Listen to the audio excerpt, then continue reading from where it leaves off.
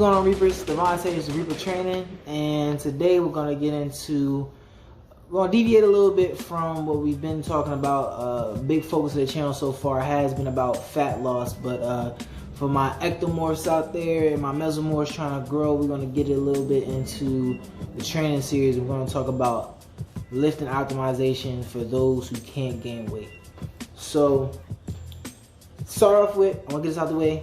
Leave my Giants alone. I know somebody's gonna comment on here, oh, that Giants blew on, y'all lost. Mind your business, all right? We're coming back. Danny Dimes, Goatman, Sir Dan the Great, leave him alone. He's coming back. We got that out the way. So, first things first, again, most important thing with your fitness goals is understanding your body type. So, this video we're gonna focus on mainly ectomorphs. And the reason being is that ectomorphs have a very, very special way that they can gain muscle, but it's a way that you can circumvent your fasting metabolism. So start off with number one, your ectomorph, your calorie intake is huge. It's very, very important. And the reason being is your body is gonna basically eat itself when you don't have enough calories in your body. Your insulin level does not shoot up and stay up for a long period of time. It drops pretty quickly, and you're basically cannibalizing your own muscle and your own fat, right? So you want to know what your calorie count is. So to start off with, what I would say is go online. There's a calorie calculator. I have a link in the bio, and you're gonna want to find out what your calorie count is for you put in like your age, you put in your sets, and then you also put in like your activity level during the day, right? Now that's very, very helpful, but you really want to try to find out yourself. Like, my calorie calculator is pretty close to what my actual metabolic rate is, but it's a bit off. The perfect way I found out what my calorie count is kind of just doing the experiments with my own body and figuring out what works and what doesn't work. And if you don't want to count calories, I have a video up about building muscle while avoiding having to count calories all the time, and that'll kind of give you the idea of that.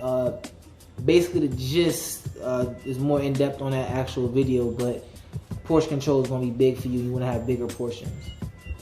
So, going back into you ectomorphs. So, once you get your eating habits down, you need to know the protein intake that you need for your body.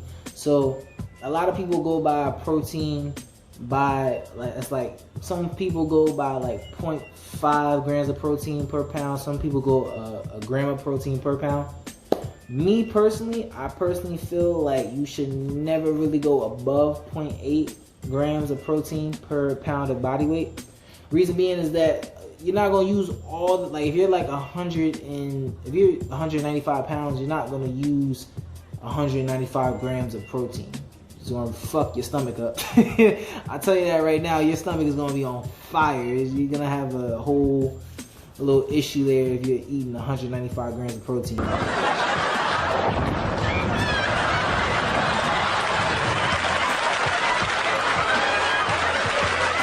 Now, so I would say about 0.8 is the most. I don't even do 0.8. I really do about 0.6.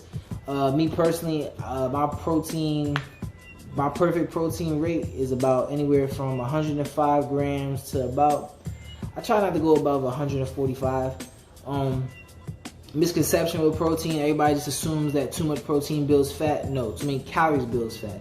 If you're getting 140 grams of protein a day, but your total caloric intake is less than 1,500, unless you're, I don't know who's gonna gain weight over 1,500 calories. Unless you have like some type of really bad thyroid problem, you're not gonna gain any weight off of 1,500 calories, period. So get that out the way for now. So you need to know what protein you need. So again, that's more of experimental. You want to see what kind of helps you grow.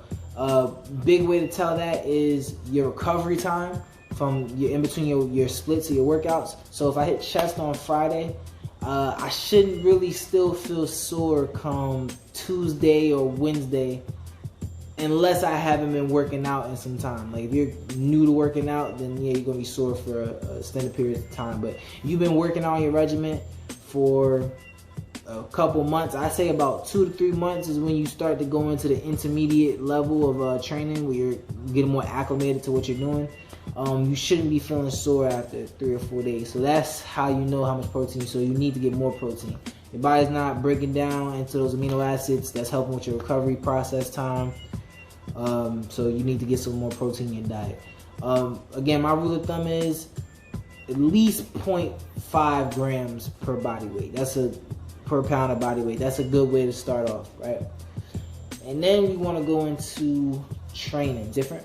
I'm gonna give you my opinion. So I feel for ectomorphs especially, and for mesomorphs and endomorphs to the same extent, I feel like the perfect way for you to build more muscle is your rep ranges. So my ideal rep range, I feel, is anywhere from 4 to 8 reps, right?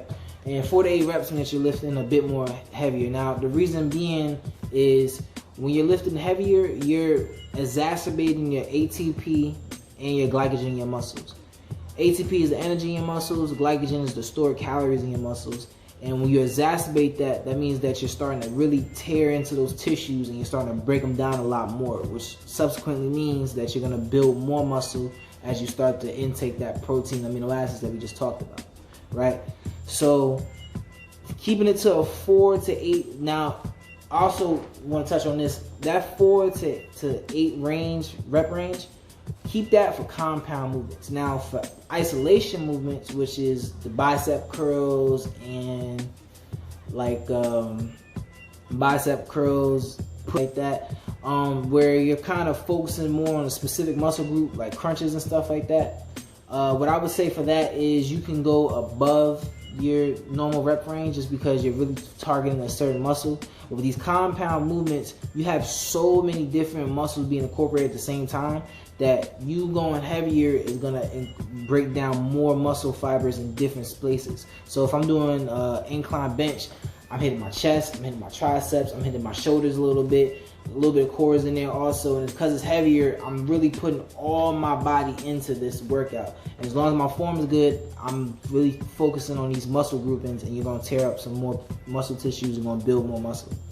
And if you're an ectomorph, this is big. I see a lot of ectomorphs, they'll do a lot of reps and things like that. But the issue with that is, so number one, if you're lifting faster, if you're lifting more constantly, you're burning a lot more calories, and you already have a high metabolism. You don't want to really burn any more calories than you really need to. That's why a lot of people will tell people, kind of slow down on the cardio a little bit if you're trying to gain some muscle, because you're already burning through a whole lot of calories.